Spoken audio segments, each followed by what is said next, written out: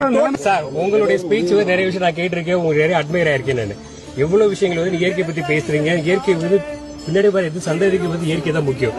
அதை பாதுகாக்கிறத வனத்துறை வந்து இவ்வளவு பேர் போட்டுட்டு மினிமம் ஸ்ட்ரென்த்ல வந்து கிட்டத்தட்ட ஒரு 90% இருந்து அடுத்து கொண்டு கொடுக்க முயற்சி எடுத்துருக்காங்க. இது யாருக்காக இதை பாதுகாக்கு? இப்ப இந்த மாடும் ஆடுகளும் எங்க இருந்துச்சு? இந்த காடுகள்ல இருந்து தான் வந்துச்சு. இந்த காட்டிலேயே நீ நுழைய விடலைன்னா நான் எங்க போய் வாழ்றது சொல்லு? நீங்க புள்ள தின்னூறுதுன்றீங்க, நீங்க மலையை கல்குவாரின்னு வெடி வச்சு தகர்த்து நொறுக்கி வண்டியா ஏத்திட்டு போறீங்கள, அதுல மலை பாதுகாப்பதற்கு என் மாடு ஆடும் போய் ஓரத்துல இருந்து புள்ள பிடிங்க திங்கிறதுல அழிஞ்சிருதா? அது சாதாரண பாமரன்னு கூட இந்த கேள்வி எழுமே. இது ஏன் ஆட்சியாளர்களுக்கு தோணல? சரி விடியா, நான் மலைக்கு வரலையா, மாற்று இடத்தை கொடுத்துட்டு தடை பண்ணிருக்கணும்ல? நீ அப்படித்தானே செஞ்சிருக்கணும். இதுல மேய்ச்சக்கப்பா அந்த இருக்குப்பா காடு, இது பூரா உனக்கு மேய்ச்சல் காடு தானே, நான் கும்பிட்டுட்டு மகாராசனா இருங்கன்னு மேய்க்க போயிருப்பேன்ல.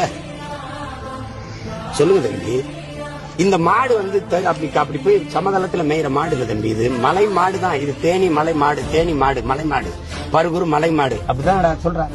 மலை கொம்பு மாடு இது மாடே. அவனை போய் இங்கிட்டு போடா அங்கிட்டு போடான்னா இப்படி உங்க வீடு இங்க இருக்கு, அதுல அந்த பக்கம் போகக்கூடாது, எந்த பக்கமா அது போனா என் வீடு இங்கதான் இருக்குன்னு தானே சொல்லுவான். அப்படிதான் நீங்க சொல்லுவீங்க. அதை தான் இப்ப நான் கேட்டுக்கிட்டு இருக்கேன்.